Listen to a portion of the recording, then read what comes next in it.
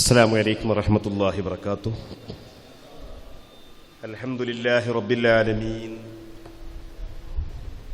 اللهم بنعمتك العظمى صل على الحبيب محمد وآله كما أعلنت وسلم. رب اشرح لي صدري ويسر لي أمري واحلل عقدة من لساني يفقهوا قولي. أعوذ بالله من الشيطان الرجيم. بسم الله الرحمن الرحيم. ومن يشاقق الرسول من بعد ما تبين له الهدى ويتبع غير سبيل المؤمنين نوله ما تولى ونسله جهنم وساءت مصيرا. صدق الله مولانا العظيم. സമാദരണീയരായ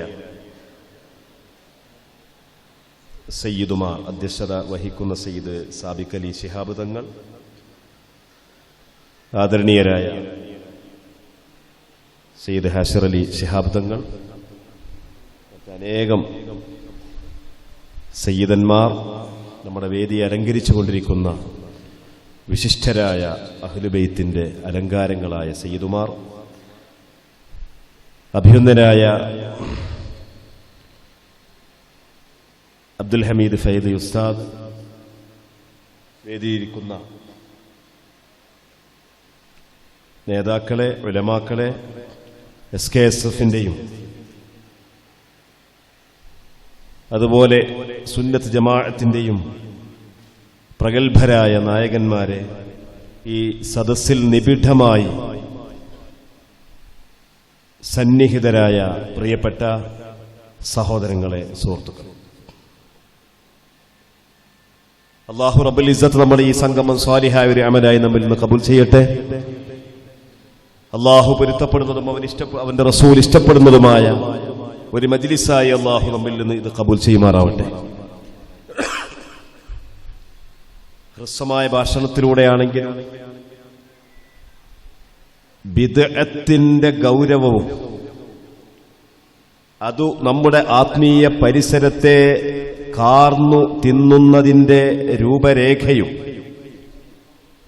അവരുമായുള്ള നമ്മുടെ ബന്ധത്തിന്റെ കൃത്യമായ അതിർവരമ്പുമെല്ലാം ബഹുമാനപ്പെട്ട അബ്ദുൽ ഹമീദ് ഫൈലി ഉസ്താദ് ഇവിടെ നമ്മുടെ മുമ്പിൽ പറയുകയുണ്ടായി. ബിദ്അത്തിനെ കുറിച്ചുള്ള മുന്നറിയിപ്പ് അർത്ഥശങ്കക്കിടമില്ലാത്ത വിധം അഷ്റഫുൽ ഖൽഖ് സല്ലല്ലാഹു അലൈഹി വസല്ലമ തങ്ങൾ ഖിയാമത്ത് നാൾ വരേക്കുമുള്ള മുഴുവൻ ജനതയെയും ഉത്ബോധിപ്പിച്ചിട്ടുണ്ട്. വളരെ ഗൗരവത്തോടുകൂടി തന്നെയാണ് അക്കാര്യങ്ങൾ പറഞ്ഞത്. നബി സല്ലല്ലാഹു അലൈഹി വസല്ലമ തങ്ങൾ ഒരു ഹദീസിൽ പറഞ്ഞിട്ടുണ്ട്, സ്വഹീഹുൽ ബുഖാരിയിൽ അടക്കം ആ ഹദീസ് കാണാം. ഇന്നി ലാ അഖാഫു അലൈക്കും അൻ തുശ്രികൂ ബഅദി. ഈ ഉമ്മത്ത് ഒന്നടങ്കമായി പരമ്പരാഗതമായി എല്ലാവരും മുശ്രിക്കുകളാവുക. ഒരു ബാങ്ക്.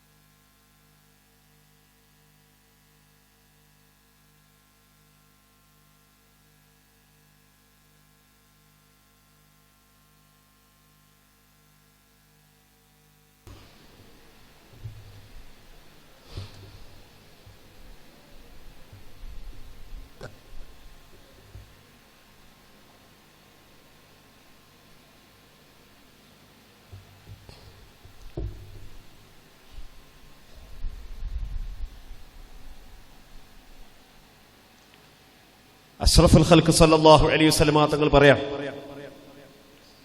നിങ്ങൾ ഈ ഉമ്മത്ത് മൊത്തമായിട്ട് അല്ലറ ചില്ലറ അവിടെയും ഇവിടെയും സംഭവിക്കുന്നതല്ല, മൊത്തമായിട്ട് നൂറ്റാണ്ടുകളായിട്ട് പരമ്പരാഗതമായിട്ട് സാമുദായികമായിട്ട് സമൂഹം ഒന്നാകെ മുശ്രിക്കുകളായി മാറുക എന്നത് ഞാൻ ഭയപ്പെടുന്നില്ല. ആരാ പറയുന്നത്? നബി സല്ലല്ലാഹു അലൈഹി വസല്ലം പറയാണ്, ലാ അഖാഫു അലൈക്കും അൻ തുശ്രികു ബഅദി. പക്ഷേ നിങ്ങൾ ദുനിയാവിന്റെ വിഷയത്തിൽ കടിപിടി കൂടും, നിങ്ങൾക്കിടയിൽ കലഹങ്ങളും സംഘർഷങ്ങളും സംഘട്ടനങ്ങളും പ്രശ്നങ്ങളൊക്കെ നടക്കും. അതാണ് ഈ ഉമ്മത്തിനെ മാരകമായി പിടികൂടുന്ന വിപത്തായിട്ട് ഞാൻ ഭയപ്പെടുന്നത് എന്നർത്ഥത്തിൽ നബിയുനാ മുഹമ്മദുൽ മുസ്തഫ സല്ലല്ലാഹു അലൈഹി വസല്ലം നമ്മൾ പഠിപ്പിച്ചിട്ടുണ്ട്. അതേ സമയത്ത് മറ്റൊരു ഹദീസിൽ കാണാം, ഇന്നി അതഖവ്വഫു അലൈക്കും എന്ന് രൂപത്തിൽ അല്ലാഹുവിന്റെ റസൂൽ പറയാം, ഞാൻ നിങ്ങൾക്ക് മേൽ അതീവമായി ഭയപ്പെടുന്ന കാര്യം. അതെന്താണ്? ചില ആളുകൾ ഇവിടെ വരാനുണ്ട്. ആ ആളുകൾക്ക് ശരിയായ ഒരു ഗുരു പരമ്പരയോ ദീനിനെ പഠിക്കേണ്ടുന്ന നേരായ ഒരു സനദ് സഹിതമായ ഒരു പഠനമോ അവർ നടത്തിയിട്ടുണ്ടാവില്ല. അവർ ഖുർആൻ അവിടുന്നും ഇവിടുന്നുമൊക്കെ കുറെ വായിക്കുകയോ പഠിക്കുകയോ ചെയ്യും. അതിൻ്റെതായ ചില തിളക്കങ്ങളൊക്കെ അവരിൽ പ്രത്യക്ഷപ്പെടും.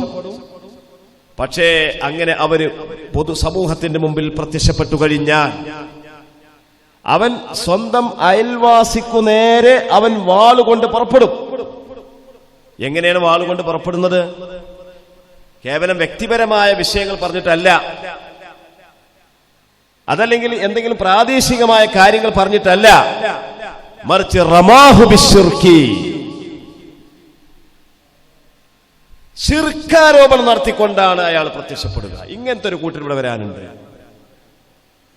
ആ കൂട്ടരെ കുറിച്ചാണ് എന്റെ ഉമ്മത്തിൽ എനിക്ക് ഏറ്റവും അധികം അതഹവ്വഫു എന്നാണല്ലോ അവിടെ റസൂൽ ഉപയോഗിച്ചത്, അഹാഫു എന്നല്ല. അഹാഫു എന്നുള്ള അതേ പ്രയോഗത്തെ തന്നെ അതഹവ്വഫു എന്ന് ഒന്നും കൂടി അതിനെ മാറ്റം വരുത്തിക്കൊണ്ട് പ്രയോഗിക്കുമ്പോൾ അർത്ഥത്തിന് മാറ്റം വരും. ഞാൻ ഗൗരവത്തോടുകൂടി ഭയപ്പെടുന്ന കാര്യം എന്നാണ്.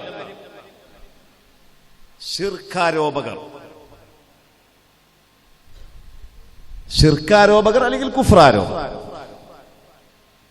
ഈ ശിർക്കാരോപണവും കുഫ്രാരോപണവും ഇവിടെ വരുമെന്ന് സ്വഹാബത്തിന് മുമ്പ് റസൂലുള്ളാഹി പരിചയപ്പെടുത്തി കൊടുക്കുമ്പോൾ അവിടെ നബി സല്ലല്ലാഹു അലൈഹി വസല്ലം തങ്ങളോട് സ്വഹാബിമാർ ചോദിക്കുന്നു, ഇതില് അർറാമി അവിൽ മർമിയു അഹഖു ബിശ്ശിർക്ക്, ഇവിടെ ആരോപണം ഉന്നയിക്കുന്നവരാണോ ഉന്നയിക്കപ്പെടുന്നവരാണോ ശിർക്കുമായിട്ട് ഏറ്റവും ബന്ധമുള്ളവർ? ബഹുദൈവ വിശ്വാസവുമായിട്ട് തൗഹീദിന് വിരുദ്ധതയുമായിട്ട് ഏറ്റവും അധികം ബന്ധം ആർക്ക്? ആ ചോദ്യത്തിന് മറുപടി നബി തങ്ങൾ തന്നെ പറഞ്ഞത് അർറാമി നബിയുനാ മുഹമ്മദുർ റസൂലുള്ളാഹി സ്വല്ലല്ലാഹു അലൈഹി വസല്ലം. അപ്പൊ നാട്ടിക്കുസ്താദ് ഞങ്ങളെ മുശ്രിക്കാക്കിയിട്ടുണ്ട്, ചുഴലിങ്ങളെ കാഫിറാക്കിയിട്ടുണ്ടെങ്കിൽ നാട്ടിക്കുസ്താദ് ഞങ്ങളെ മുശ്രിക്കാക്കിയിട്ടുണ്ട് എന്ന് പൊരുത്തം പറഞ്ഞല്ലോ. അത് എങ്ങനെയാണ് നാട്ടിക്കുസ്താദ് അവിടെ പ്രയോഗിച്ചത്? നിങ്ങളുടെ വാദപ്രകാരം നിങ്ങൾ പറയുന്നത് കഴിവുകൾ രണ്ട് വിധമുണ്ട്, ഒന്ന് ഭൗതികം അഭൗതികം. കഴിവുകൾ നമുക്ക് പല തരത്തിലും വിഭജിക്കാം. പ്രഭാഷണത്തിലുള്ള കഴിവ്, അതേപോലെ ഓടാനുള്ള കഴിവ്, ചാടാനുള്ള കഴിവ്, പല തരത്തിലുള്ള കഴിവുകൾ നമുക്ക് 100,000 വിഭജിക്കാം. വിഭജനത്തിലല്ല പ്രശ്നം. പക്ഷെ ആ വിഭജനത്തിലൂടെ തൗഹീദ് ശിർക്കിന് മാനദണ്ഡം പറയുന്നതിലാണ് പ്രശ്നം. ഭൗതികമായ കഴിവ് എന്നിട്ടൊരു കഴിവ്, അഭൗതികമായ കഴിവ്, അഥവാ അതിന് പല വാക്കുകൾ അവർ ഉപയോഗിക്കുന്നുണ്ട്. കാര്യകാരണ ബന്ധത്തിന് അപ്പുറമുള്ള കഴിവ്, അഭൗതികമായ കഴിവ്, അദൃശ്യമായ കഴിവ്, അസാധാരണമായ കഴിവ്, ഇങ്ങനെ പല തരത്തിലുള്ള കഴിവുകൾ. അതിന്റെ നേരെ ഓപ്പോസിറ്റിന് ഭൗതികമായ കഴിവ്, സാധാരണമായ കഴിവ്, ദൃശ്യമായ കഴിവ്, ഇങ്ങനെ രണ്ടായിട്ട് അതിനെ വേർതിരിച്ചിട്ട് ഈ കഴിവിൽ നിന്ന് ഭൗതികമായ കഴിവ് മനുഷ്യനുണ്ട്, അഭൗതികമായ കഴിവ് അള്ളാഹുവിൻ്റെതാണ്. അപ്പോ എന്താ അതിന്റെ അർത്ഥം? യഥാർത്ഥത്തിൽ ചിന്തിക്കുകയാണെങ്കിൽ ഞങ്ങളെ കാഫറാക്കാനോ മുശ്രിക്കാനോ ആക്കാനൊന്നും വരുന്നില്ല. പക്ഷെ യഥാർത്ഥത്തിൽ ശിർക്കുമായി ബന്ധപ്പെട്ട വാദം നിങ്ങളുടേതാണ്. കാരണം കഴിവിനെ അള്ളാഹുവിലേക്ക് താരതമ്യം ചെയ്യുമ്പോൾ എന്താ നമ്മൾ മനസ്സിലാക്കേണ്ടത്? നമ്മൾ തമ്മിൽ ഇപ്പൊ അവിടെ ഈ സ്റ്റേജിൽ ഇരിക്കുന്ന ഒരുപാട് ഉസ്താദുമാരുണ്ട്, സയ്യിദന്മാരുണ്ട്, ഈ സദസ്സിലിരിക്കുന്ന ഒരുപാട് മുതഅല്ലിമീങ്ങളുണ്ട്, പ്രവർത്തകന്മാരുണ്ട്, സുന്നത്ത് ജമാഅത്തിന്റെ പ്രവർത്തകന്മാരുണ്ട്, ഒരുപാട് ആളുകളുണ്ട്, ശ്രോതാക്കൾ ധാരാളമുണ്ട്. നിറഞ്ഞു കവിഞ്ഞ ഈ സദസ്സിൽ ഒരുപാട് പേരുണ്ട്. പല ആളുകൾക്കും പല കഴിവുകളുണ്ട്. എനിക്കുള്ള കഴിവ് അല്ല മറ്റയാൾക്കുണ്ടാകുക, അയാൾക്കുള്ള കഴിവ് എനിക്കുണ്ടാവില്ല. നമ്മൾ തമ്മിൽ കഴിവുകൾ മാറ്റുരക്കുമ്പോൾ പല ആളുകൾക്കും പല കഴിവാണ്. പല ആളുകൾക്കും അല്ലാഹു പല കഴിവുകൾ കൊടുക്കുന്നു. ആ കഴിവനുസരിച്ച് അയാൾ പ്രവർത്തിക്കുന്നു, അതിന്റെ പ്രതികരണങ്ങളും പ്രതിഫലനങ്ങളും ഉണ്ടാകുന്നു. പക്ഷെ അല്ലാഹുവിലേക്ക് അപേക്ഷിക്കുമ്പോൾ നമ്മൾ എന്താ പറയേണ്ടത്?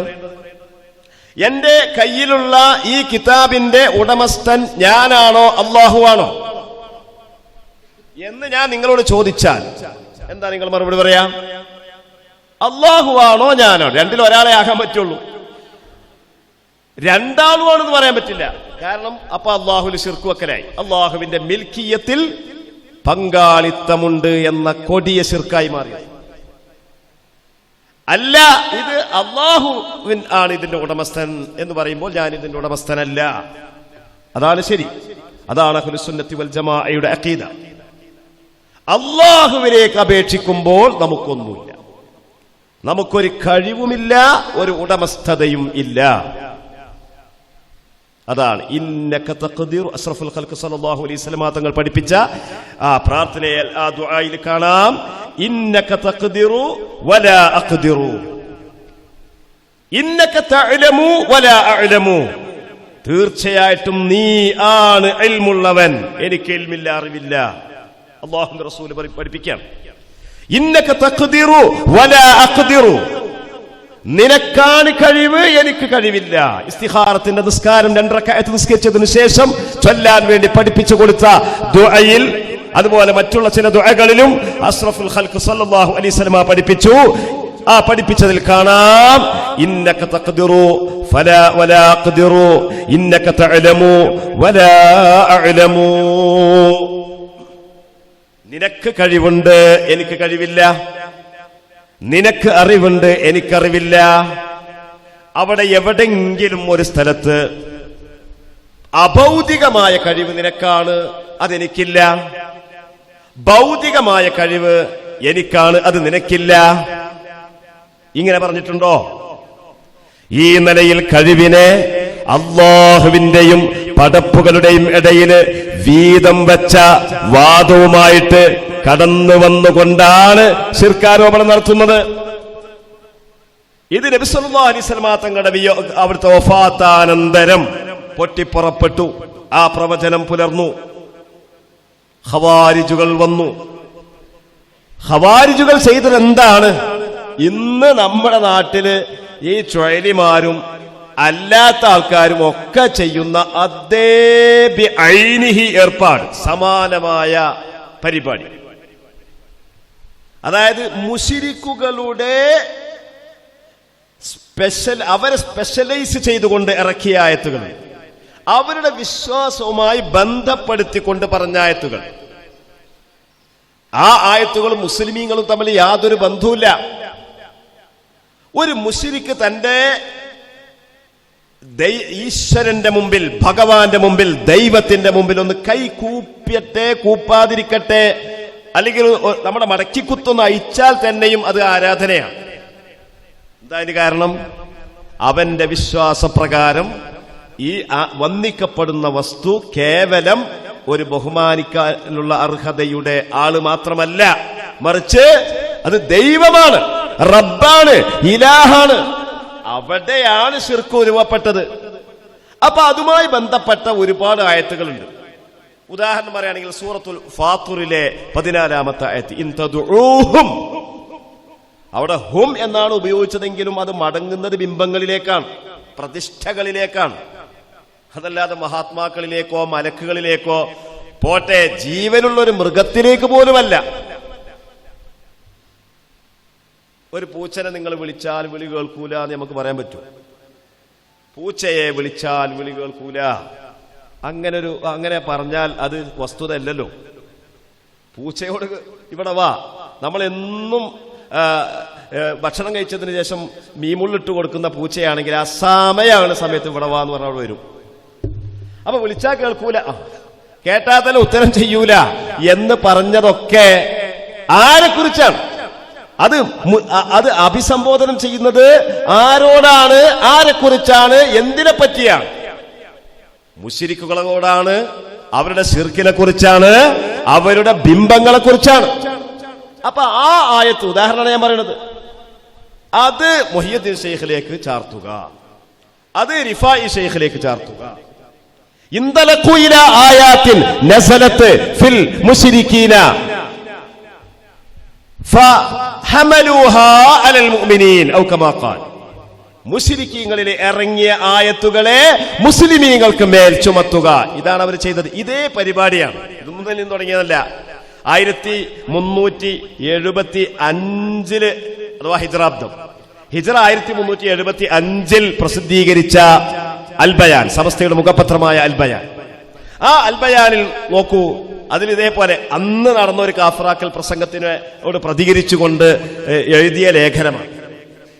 ആ ലേഖനത്തിൽ പറയുന്നു, യാ മുഹിയുദ്ദീൻ എന്ന് വിളിച്ചാൽ മുശ്രിക്കായി, മൗലിദോദിയാൽ ശിർക്ക് വന്നു, മന്ത്രിച്ചാൽ കാഫിറായി. എന്തിനേറെ പറയുന്നു, റഹ്മത്തുൽ ആലമീനായ അഷ്റഫുൽ ഖൽഖിന് അസ്സലാമു അലൈക യാ റസൂലല്ലാഹ് എന്ന് ചൊല്ലിയാൽ പോലും മുശ്രിക്കായി പോയി. ഈ വാദം പെട്ടെന്നൊരു ചുഴലിക്കാറ്റടിച്ചതാണ്. ഇത് ഞങ്ങൾക്ക് ഉത്തരവാദിത്തമല്ല, അത് നടക്കൂല. ഇത് കറക്റ്റായിട്ട് കൃത്യമായിട്ട് നിങ്ങളുടെ പ്രസിദ്ധീകരണങ്ങളിലും പ്രഭാഷണങ്ങളിലും ഉല്ലേഖനം ചെയ്യപ്പെട്ട് കഴിഞ്ഞു. KM മൗലവി മുതൽക്ക് അയാളുടെ ഫത്വകളിൽ പോലും യാ അഹ്മദൽ കബീർ അർ-റിഫാഇ അഗ്സിനി എന്നൊരാൾ പറഞ്ഞാൽ മുർത്തദ്ദായി പോകും, കാഫിറായി പോകും. മുസ്ലിങ്ങളുമായുള്ള ബന്ധം അവനുമായിട്ട് വിച്ഛേദിക്കണം, വിവാഹബന്ധം അറുത്തുമാറ്റണം, അതേപോലെ തന്നെ അനന്തരാവകാശം പാടില്ല. ഇത് കൃത്യമായി എഴുതിയിട്ടുണ്ട്. ആരാണ് എഴുതിയത്? KM മൗലവിയാണ് എഴുതിയത്. ആദർശ പരിസരത്തിൽ KM മൗലവി കടുത്ത തെറ്റാണ് ചെയ്തിട്ടുള്ളത്. മറ്റു പരിസരങ്ങളെ കുറിച്ചല്ല ഇവിടെ പറയുന്നത്, ഇത് കൂട്ടിവായിക്കാൻ പാടില്ല. നമ്മൾ ആദർശ പരിസരത്തിന്റെ വിഷയങ്ങൾ പറയുമ്പോൾ അതിന് വേറൊരു പരിസരവുമായിട്ട് കൂട്ടിയോജിപ്പിക്കുന്നത് ശരിയല്ല. പരിസരങ്ങൾ പലതും ഉണ്ടാവും.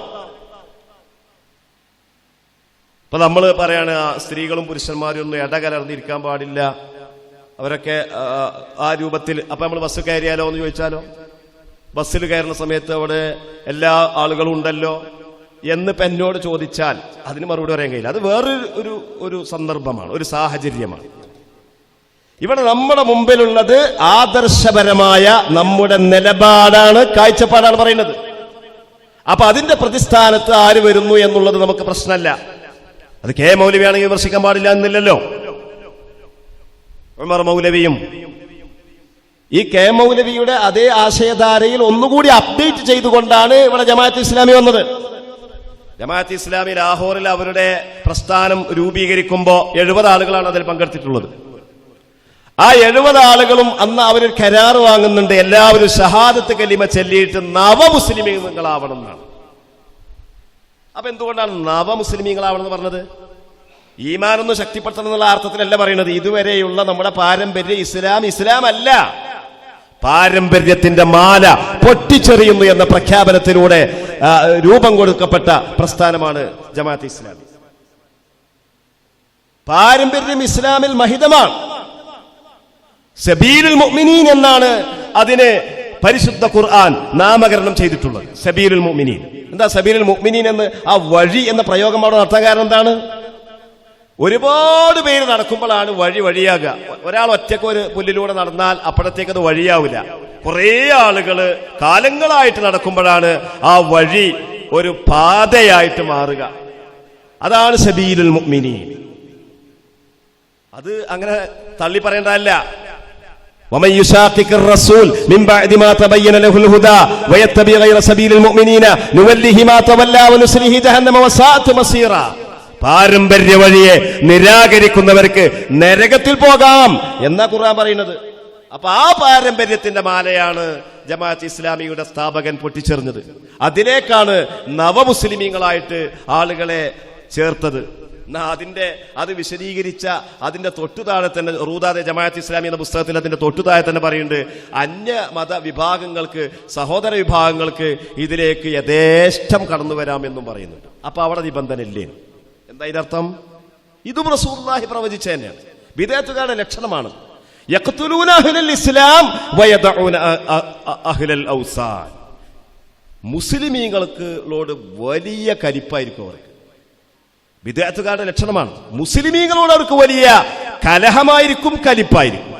അതേ സമയത്ത് അല്ലാത്തവരോട് അവർക്ക് വലിയ കമ്പമായിരിക്കും, അടുപ്പമായിരിക്കും. ഇത് റസൂലുള്ളാഹി സ്വല്ലല്ലാഹു അലൈഹി വസല്ലം തങ്ങൾ മുമ്പേ പറഞ്ഞതാണ്. ആ ജമാഅത്ത് ഇസ്ലാമിയുടെ ഓരോ ആശയങ്ങൾ, അതിന്റെ രാഷ്ട്രീയ പശ്ചാത്തലങ്ങളൊക്കെ വേറെ, അതിന്റെ ആദർശ വിഷയങ്ങൾ നമ്മൾ പരിശോധിച്ചാൽ അമ്പിയാക്കളെ സംബന്ധിച്ച് കൃത്യമായി പറയാണ്. ചോദ്യോത്തരം എന്ന പുസ്തകത്തിൽ അബുൽ അഅ്ല തന്നെ പറയുന്നുണ്ട്. അതിന്റെ മലയാളത്തിൽ പ്രസിദ്ധീകരിച്ച 2 വാല്യങ്ങളിൽ 1-ാമത്തെ വാല്യത്തിന്റെ 25-ാമത്തെ പേജിൽ തന്നെ പറയുന്നുണ്ട്, മൂസാ നബി അലൈഹിസ്സലാം, ഉലുൽ അസ്മിൽപ്പെട്ട മൂസാ നബി അലൈഹിസ്സലാം, ഖുർആനിലെ ഏറ്റവും അധികം പേരെടുത്ത് പ്രസ്താവിക്കപ്പെട്ട മൂസാ നബി അലൈഹിസ്സലാം കൊലപാതകം എന്ന വൻ കുറ്റം ചെയ്ത ആളാണ്. നഊദു ബില്ലാഹ്. കൃത്യമായിട്ട് എഴുതി വെച്ചിട്ട് ഇന്നും അവർ തിരുത്തിയില്ലല്ലോ. അപ്പോ വഹാബി പ്രസ്ഥാനത്തിനേക്കാളും ഒരർത്ഥത്തിൽ ഒരു പടി കടന്നുപോയവരാണ് മൗദൂദി പ്രസ്ഥാനം. യഥാർത്ഥത്തിൽ നമ്മൾ ഈ സദസ്സ് തന്നെ പരിശോധിച്ച് നോക്കാം. ഈ സദസ്സ് പരിശോധിച്ച് നോക്കിയാൽ ഇപ്പൊ നമ്മളൊക്കെ തെറ്റുകൾ പലതും ചെയ്തവരാണ്. അള്ളാഹു നമുക്കൊക്കെ പുറത്തു തരുമാറാവട്ടെ. പക്ഷേ ഞാൻ ഉറച്ചു വിശ്വസിക്കുന്നു, ഈ സദസ്സിൽ കൊലപാതകം എന്ന് പറയുന്ന ഒരു തെറ്റ് ഒരാളും ചെയ്തിട്ടുണ്ടാവില്ല എന്നാണ് ഞാൻ ഉറച്ചു വിശ്വസിക്കുന്നത്.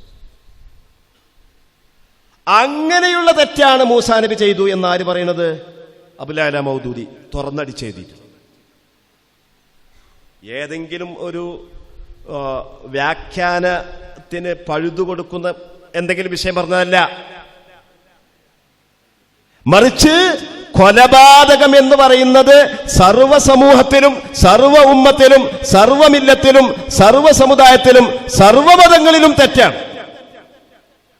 അങ്ങനെയുള്ള ഒരു തെറ്റ് മനഃപൂർവ്വം ചെയ്തു എന്നാണ്, ബോധപൂർവമായ മനഃപൂർവമായ നരഹത്യ ചെയ്തയാളാണ് മഹാനായ കലീമുല്ലാഹി മൂസാ നബി അലൈഹിസ്സലാം എന്ന് എഴുതി വെച്ചയാളാണ് മൗദൂദി. അങ്ങനെ നമ്മൾ അയാളുടെ വിശ്വാസധാരകളെ പരിശോധിച്ച് നോക്കുകയാണെങ്കിൽ ഒരൊറ്റ പോയിന്റ് കൂടി നമുക്ക് പറയാം. അള്ളാഹുവിനുള്ള വിശ്വാസത്തെ നമ്മൾ ചെറുപ്പം മുതലേ പഠിച്ചു വരുന്നവരാണ്. അതിൽ അള്ളാഹുവിന്റെ വാജിബായ സിഫത്തുകളുണ്ട്, മുസ്തഹീലായ സിഫത്തുകളുണ്ട്, ജായിസായ സിഫത്തുണ്ട്. ഈമാൻ കാര്യങ്ങൾ 6ഉം വിശദമായി പഠിക്കുന്നവരാണ് നമ്മൾ. ഇസ്ലാം മതം എന്ന് പറഞ്ഞിട്ട് അബുൽ അഅ്ലക്ക് ഒരു പുസ്തകമുണ്ട്. ആ പുസ്തകത്തിൽ ഈമാൻ കാര്യം 5ഉം എണ്ണി പറഞ്ഞു എന്ന് മാത്രമല്ല അതിന് അധ്യായങ്ങളായി തിരിച്ച് വിശദീകരിച്ചിട്ടുണ്ട്. പക്ഷേ അതിൽ അള്ളാഹുവിനെ സംബന്ധിച്ച് പറഞ്ഞെടുത്ത് ഖദറിനെ കുറിച്ച് പറയുന്നില്ല. ഖദർ എന്ന് പറഞ്ഞാൽ അള്ളാഹുവിനാണ് എല്ലാ കഴിവും, അള്ളാഹുവിന്റെ കഴിവിനെ മറികടക്കാൻ ഇവിടെ ഒരാൾക്കും സാധ്യമല്ല എന്നുള്ളതല്ല ഖദർ. ലാ മാനി അലിമ അഅ്തൈതു വലാ മുഅ്തി അലിമ മനഅതു വലാ റാദ്ദ ലിമാ ഖളൈത എന്ന് പറഞ്ഞുകൊണ്ട് ഖദറാവൂല, ഖദറുള്ള വിശ്വാസാവൂല. ആ വിശ്വാസം എന്ന് പറഞ്ഞാൽ ഇന്നിവിടെ ഞാൻ നിങ്ങളോട് പ്രസംഗിക്കണം എന്നുള്ളതും ഈ പ്രസംഗം കേൾക്കാൻ ഇത്രയും ആളുകൾ സംഘടിക്കണം എന്നുള്ളതും നമ്മുടെ നേതാക്കന്മാർ ഇന്നിന്ന ആളുകളൊക്കെ ഇവിടെ വരണം എന്നുള്ളതും എല്ലാം ഒരു ഉദാഹരണം പറഞ്ഞാണ്. ഇതെല്ലാം അള്ളാഹു നേരത്തെ അവന്റെ അറിവിനനുസൃതമായി അത് തീരുമാനിച്ചു വെച്ചിട്ടുണ്ട്. നേരത്തെ എന്ന് പറഞ്ഞാൽ എപ്പോ?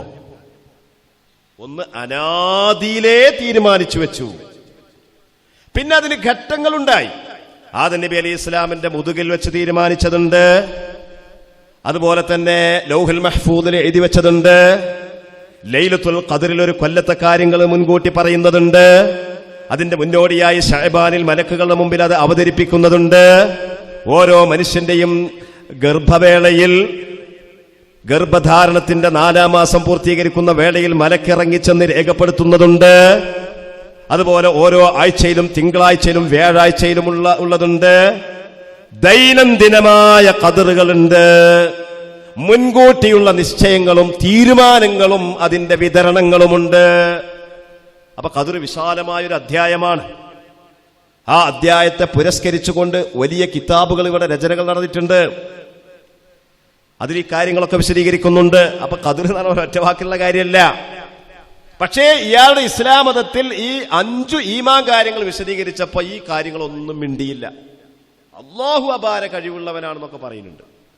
ആ കഴിവിനെ മറികടക്കാൻ ഒരാൾക്ക് സാധ്യമല്ല എന്നും പറയുന്നുണ്ട്. അതുകൊണ്ട് ഖദറിലെ വിശ്വാസമാവില്ല.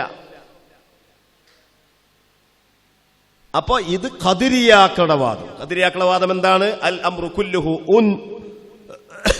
എങ്ങനെയാണ് അവിടെ? ഉനുഫുൻ. കാര്യങ്ങളെല്ലാം അത് നടക്കുമ്പോഴാണ് ആരംഭിക്കുന്നത്. നേരത്തെ അതേക്കുറിച്ച് യാതൊരു പ്ലാനിങ്ങും ഇല്ല. നേരത്തെ അതിനെക്കുറിച്ച് ഒരു നിശ്ചയവും തീരുമാനവും ഇല്ല. അതതു സമയത്ത് അരങ്ങേറുന്നതാണ് സകല കാര്യങ്ങളും എന്ന ഖദരിയാക്കളുടെ വിശ്വാസധാരയിലേക്ക് ഈ ഉമ്മത്തിനെ നയിക്കുവാനുള്ള ഗൂഢമായ ശ്രമത്തിന്റെ ഉപജ്ഞാതാവാണ് മൗദൂദി. ഇത് തിരിച്ചറിയാത്ത എത്രയോ ആൾക്കാരുണ്ട്. അവരിലും ഒന്നും വലിയൊരു തകരാറുകളൊന്നുമില്ലല്ലോ എന്ന് ചിന്തിക്കുന്നവരും ഉണ്ട്. പക്ഷേ ഗൗരവമായി നമ്മൾ മനസ്സിലാക്കണം. ഞാൻ അവസാനിപ്പിക്കുകയാണ്. അപ്പൊ ഇത്തരത്തിലുള്ള ബിദ്ഈ പ്രസ്ഥാനങ്ങളെ കുറിച്ച് ഞാൻ നേരത്തെ വായിച്ചപ്പോൾ പറഞ്ഞ അൽബയാനിൽ പറഞ്ഞല്ലോ, എന്തിനേറെ പറയുന്നു യാ റസൂലല്ലാഹ് എന്ന് വിളിച്ചാൽ അത് നബി കേൾക്കുമെന്ന വിശ്വാസത്തോട് വിളിച്ചാൽ കാഫിറായി പോയി എന്ന് പറയുന്നവർ. ആ പറയുന്ന കൂട്ടത്തിൽ തബ്ലീഗ് ജമാഅത്തുകാരുണ്ട്. തബ്ലീഗ് ജമാഅത്തുകാർ ആചാര്യനായിട്ട് അവതരിപ്പിക്കുന്ന റഷീദ് അഹ്മദ് ഗംഗോഹിയുടെ ഫത്താവ റഷീദിയയിൽ കാണാം, യാ റസൂലല്ലാഹ് പുകാർന കൈസാ ഹേ. കൈസാ ഹേ എന്നാണ് ചോദ്യം. യാ റസൂലല്ലാഹ് എന്ന് അഷ്റഫുൽ ഖൽഖിനെ വിളിക്കുന്നത് അതിന്റെ വിധി എപ്രകാരമാണ്? അതിന് കൊടുത്ത മറുപടി എന്താണ്? 2 നിലയിലാക്കിക്കൊണ്ടാണ് മറുപടി. രണ്ടും ഇസ്ലാമിന് വിരുദ്ധമാണ്. രണ്ടും നമ്മുടെ അഖീദക്ക് എതിരാണ്. ആ വിളി ഇവിടുന്ന് റസൂലുള്ളാഹി കേൾക്കും എന്നാണെങ്കിൽ അത് മഹ്ദ് ഖൂബ് കുഫ്ർ ഹേ, അത് ശുദ്ധ തനി കുഫറാകുന്നു. ഇല്ല, ഇനി അങ്ങനെ അല്ലാത്ത പക്ഷം മുശാബിഹെ കലിമ മുശാബിഹെ ബി കുഫ്ർ ഹേ, അത് കുഫറിനോട് തത്തുല്യമായ സാദൃശ്യമായ ഒരു വാക്കാകുന്നു യാ റസൂലല്ലാഹ് എന്ന് പറയുന്നു. നഊദു ബില്ലാഹ്. അപ്പൊ നമ്മൾ മങ്കൂസ് മൗലിദൊക്കെ ഇപ്പൊ എവിടെ എത്തി?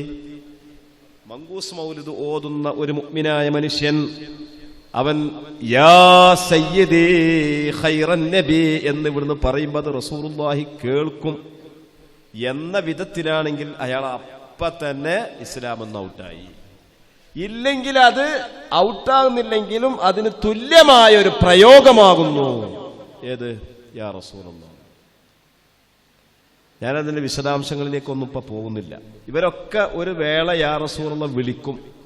നാളെ മഹ്ശറിൽ എത്തുന്ന സമയത്ത് യാ റസൂലല്ലാഹ് അഗ്സിനി എന്ന് പറയാത്ത ഒരു ചുഴലിയും ഉണ്ടാവില്ല. പറയേണ്ടി വരും. അവർക്കത് പറയേണ്ടി വരും. അവർക്കാണ് പോക്ക്. അത് ഇൻഷാ അല്ലാഹ് അത് എങ്ങനെ പറയേണ്ടി വരും?